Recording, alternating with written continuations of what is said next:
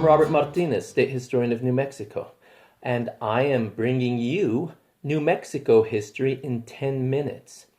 Where was I? Oh, yeah, I was talking about ancient civilizations. So, let me restate. From the ancient Greeks, we got philosophy, amazing teachings from Socrates. We don't have his writings anymore, but his student Plato, he gave us a lot of the thought that Socrates had going on in ancient Athens.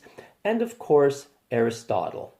Homer was a great writer of ancient Greece who gave us epic poems, but the first epic poem actually comes from Mesopotamia, the Epic of Gilgamesh. So all of these ideas of writing and government and religion, these are the building blocks and foundation of civilizations down the centuries, down to ours to this day.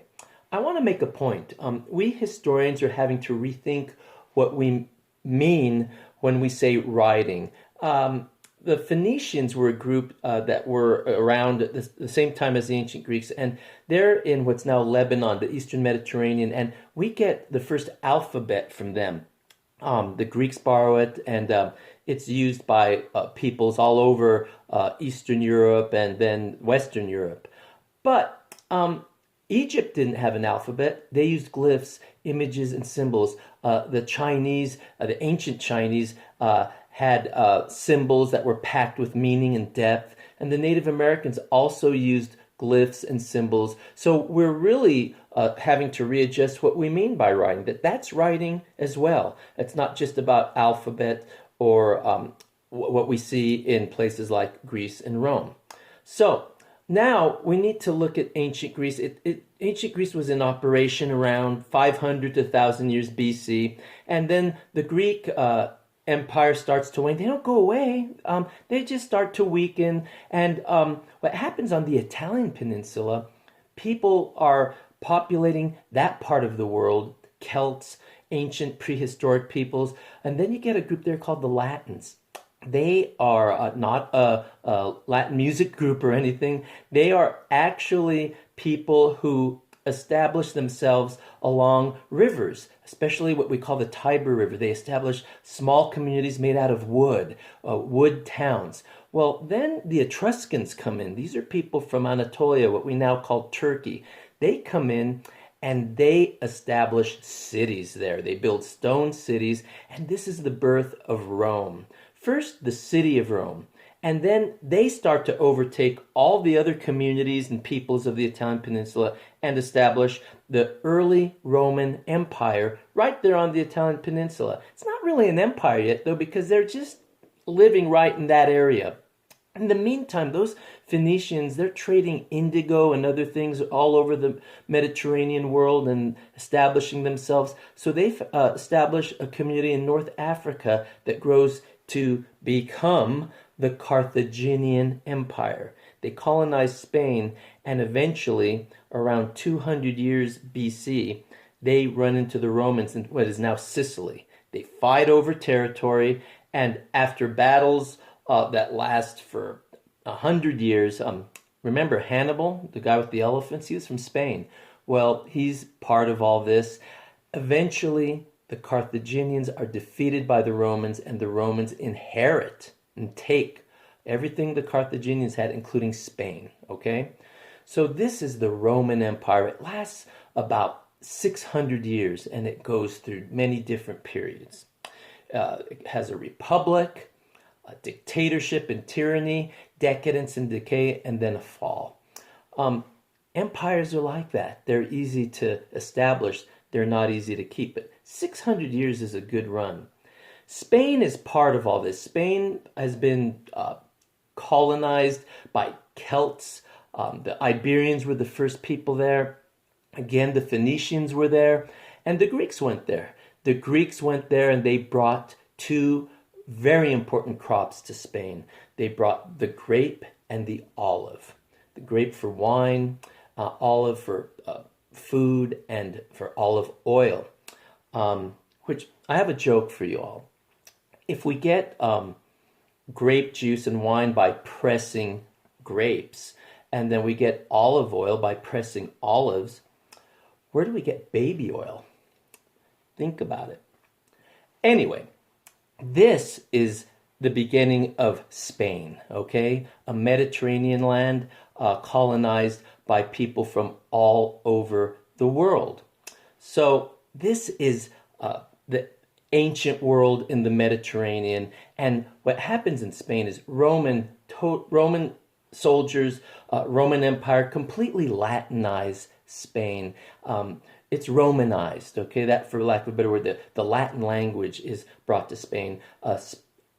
Roman soldiers colonize and live in Spain and blend with the local people. Architecture, government, and concrete. It's one of the great inventions by the Romans. So the next time you're walking on concrete, you should say, "Thank you, Romans," because that's where we get concrete. It's quite amazing, though. Spain is on the edge of the known world for the Mediterranean. It's a Finisterre, Land's End. That's where the world was supposed to end. So it's kind of a backwater. It's on the edge of the world, and yet you still have these civilizations coming to Spain and influencing Spain and putting Spain, whether she liked it or not, at the center of history. Kind of like New Mexico in a way. That's how I've always seen our history here. So I want you to think about that, because what happens next is Rome lasts from about 200 BC till about 400 AD. AD meaning Anno Domini, the year of our Lord. Not after death. It means Anno Domini. The modern way of saying it is CE, the Common Era. But I'm a bit of a traditionalist, so I just say AD. What happens is when the Roman Empire is starting to weaken, Germanic barbarians from places that we now call France and Germany, they spill over the mountains, the Alps of northern Italy and the Pyrenees mountains. They spill over into what we now call Italy and Spain.